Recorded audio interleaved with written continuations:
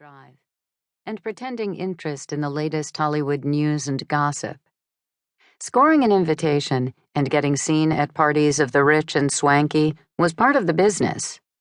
Flashing a smile for photographers and having her picture taken on the arm of men like Christian Forsythe was good for Vivian's career, no matter that he was the most boring man to walk upright, and she had no romantic interest in him at all. 12 hours ago, her life had been about the right film roles and spending time with the right people.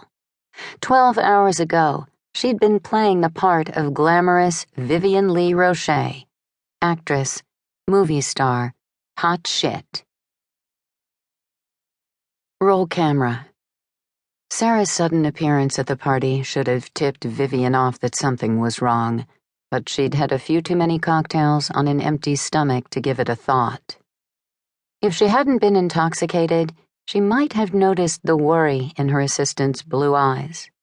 She might have had a little forewarning before Sarah stepped close and whispered the impossible in her ear. Her mama was dead. 12 hours later, Vivian didn't know any real details. She'd been told the paramedics had tried to revive her at home, but that she'd died on her way to the emergency room. Her death appeared to be natural. Natural? Nothing that had happened in the past 12 hours felt natural, and Vivian could hardly breathe past the pain and guilt slashing her heart.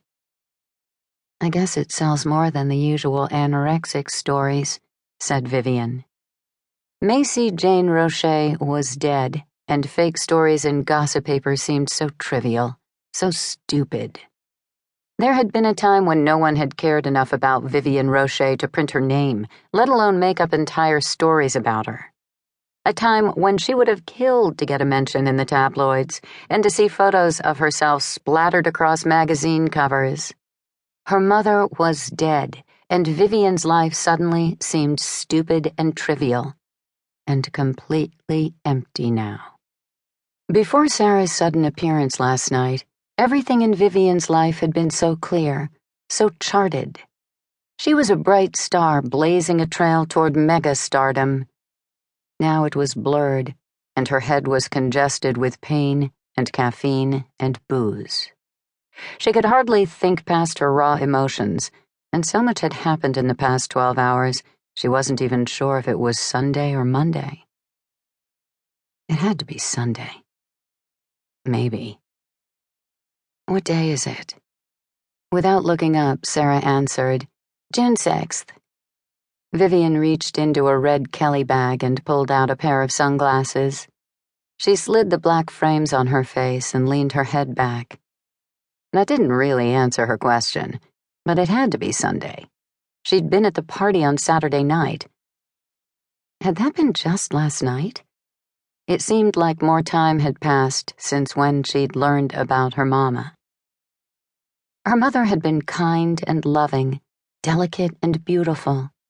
She'd also been difficult and exhausting, and if truth be told, sometimes crazy as a Bessie bug.